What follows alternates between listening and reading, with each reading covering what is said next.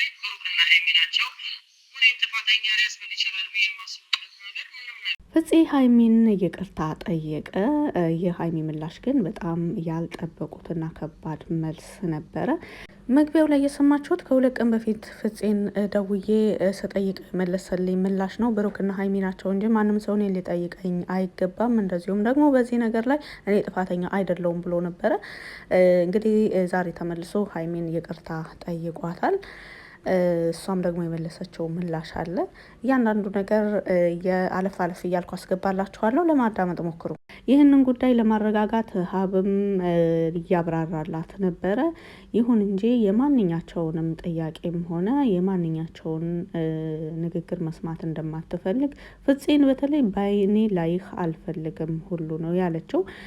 ሀይሚ በአሁኑ ላይ ብሩክን ለራሱ ይቅርታ አላለችውም። ምክንያቱም በሙሼ ተገዶ ለእናንተ ብዬ ነው እንጂ እያለ እየማለ ነበረ ሀይሚን ይቅርታ የጠየቃትና ይህ አይነት ይቅርታ ደግሞ ለእኔ ምንም አይደለም። እኔ እንድትገደድ ሳይሆን ንጽህናዬን ለማረጋገጥ ብቻ ነው ሙሼ ጋር የሄድኩት እንጂ አንተ ጉልበቴ ስር ብትወድቅ እኔ የማገኘው ምንም ጥቅም የለም። ነገር ግን ለተመልካች ንጽህናዬን እንደዚሁም ደግሞ እዚህ አካባቢ ላይ ለራሱ ለመንቀሳቀስ ሰሞኑን በጣም ከባድ ሆኖብኛል በማለት ባለፈው በተሰራው ቪዲዮ ከዛም በኋላ ነው ነገሮች የተገለባበጡት ሀይሚ ላይ እና እንደዚሁም አንድ እንኳን ምናልባት ፕራንክ እያደረጉ ሲሆን ብሎ ያመላከታት ሰው እንኳን የለም። በጣም በከባድ ውጥረት ነበረ የከረመችውና የፍፄን ይቅርታ ውድቅ አድርጋለች። ነገሩን ሀብም ለማረጋጋት እየሞከረ ነበር። በአሁኑ ላይ ግን ሀይሚ ከባድ ሁኔታ ላይ ያለች ይመስላል። እንደዚሁም ደግሞ ጉዳዩ ምን ያህል እንደጎዳት ነው የተረዳሁት። እኔ ባይዘዌ ሀይሚ የሆነ ነገር ስትወስን ብዙዎቻቸው ቶሎ ነው እሷን እንደ ጥፋተኝነት የምታዩትና ማንም ሰው ምንም ብትወስን ለራሱ እንደ ምክር ነው እንጂ ሆን ብለን ዝም ብለን እላፊ ቃላት መናገር የለብንም። ሀይሚ በአሁኑም ልክ ናት፣ በቃ ልክ ናት። ምክንያቱም ተቋቁማ ያለፈችውን ነገር ነው እኛ መገንዘብ ያለብን። ጉዳዩ ኖርማል ነገር እና እንደዚህ አይነት ነገር በጣም ልዩነት አላቸው።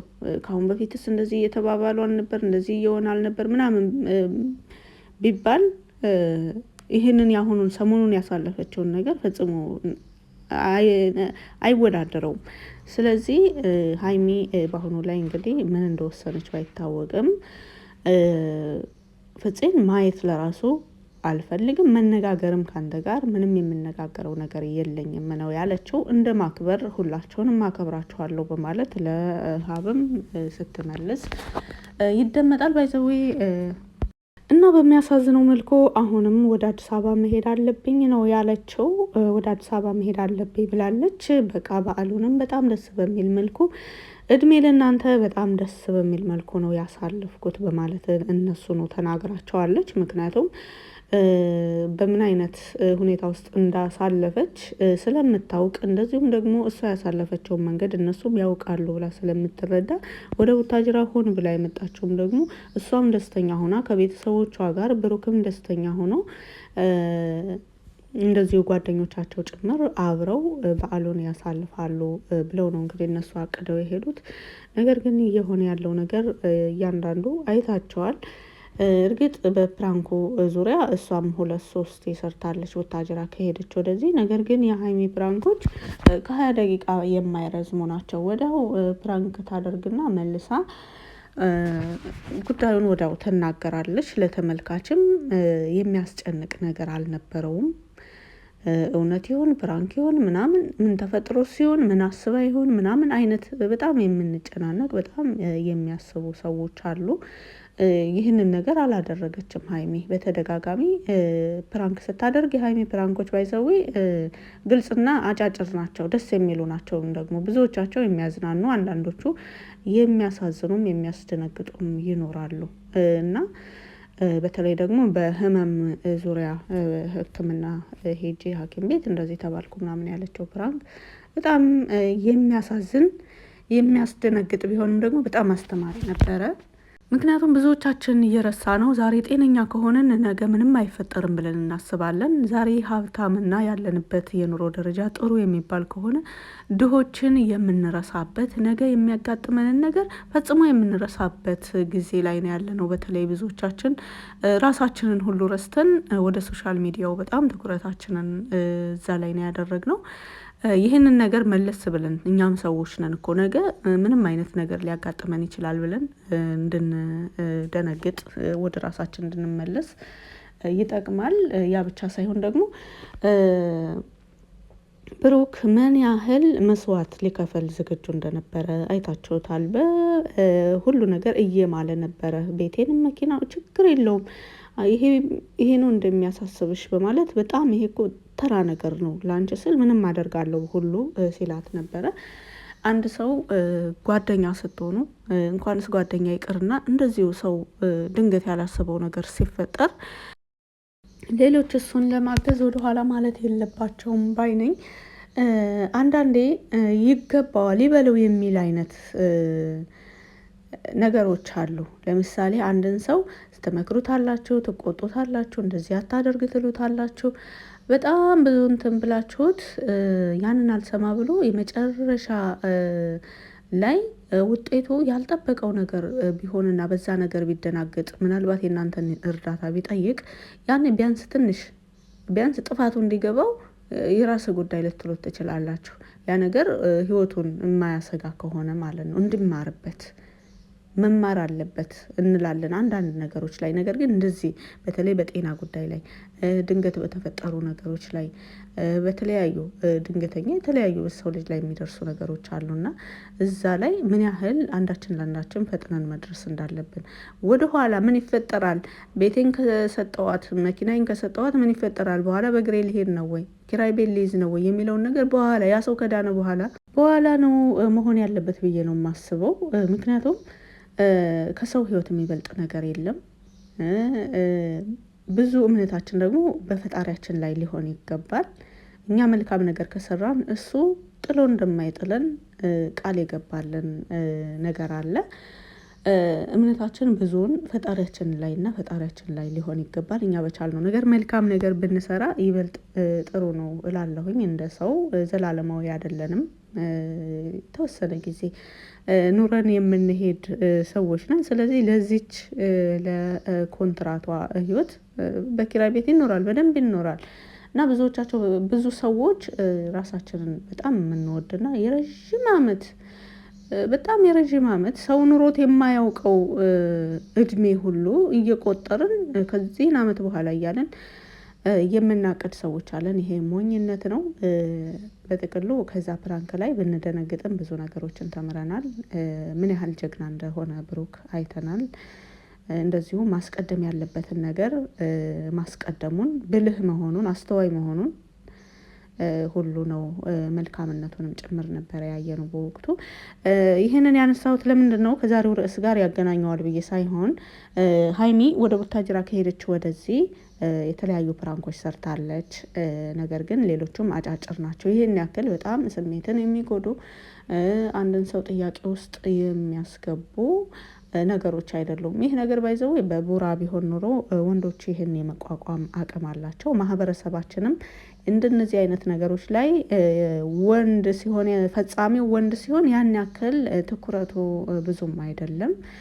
ሴቷ ፈቅዳ እስከሆነ ድረስ ወንዱ ምንም ያድርግ አይነት ነው። ብዙ ሰው ስትመለከቱት አስተሳሰቡ እንደነዚህ አይነት ነገሮች ላይ ወንድን ተጠያቂ አያደርግም። ማህበረሰባችን ብቻ ሳይሆን በብዙ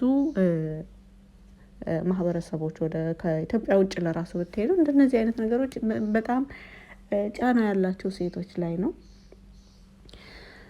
ስለዚህ ሀይሚን ሊረዷት ይገባል ባይ ነኝ። በአሁኑ ላይ ለራሱ የሚከፈለውን መስዋዕት ከፍለው እሷ እየገፏት ስታቅፋቸው ነበር፣ አይታችኋል። ነገሩን ለማስተካከል ወደ መልካም ነገር ለመውሰድ ወደ እርቅና ወደ ሰላም ለመሄድ ስትታገል የቆየችበትን መንገድ ሁላችንም እናውቃለን። እየገፈተራት ለራሱ ሄዳ ታቅፈው ነበረ። በጣም ልቧ ምን ያህል የዋህ ምን ያህል መልካም እንደሆነ ለይቅርታ ሁሌም ዝግጁ እንደሆነች ነው የምናየው። እና አንድ ሰው አንድ ቀን ይታገላል፣ 2 ቀን ይታገላል፣ ከዛም በላይ ነው የታገለችው እሷ የታገሰችውም ጭምርና በአሁኑ ላይ ውሳኔዋ ልክ ናት። ምክንያቱም በቀጣይስ ምን እንዳሰቡ አታውቅም። ወደ ቡታጅራ ከመጣች አንድ ቀን ሙሉ ለራሱ በደስታ ያለምንም ጥያቄ ወይም ውጥረት ውላ እንደማታውቅ ነው የተናገረችው። እንግዲህ የመጀመሪያ የገባች ቀን አይታችኋል። ብሩክ አልተቀበላትም ነበር። ለምን መጣሽ ነበር ያላት። በወቅቱ ግን የብሩክ ምክንያት ለምንድን ነው የሀይሚ እዛ መምጣት እንደዚህ ምን ያናድዳል ብለን ስንጠይቅ የተጣላቸው ሰዎች እንደነበሩ እንግዲህ ሙሼም የተናገረችው ነገር ነው። ባይዘው ብዙዎቻችሁ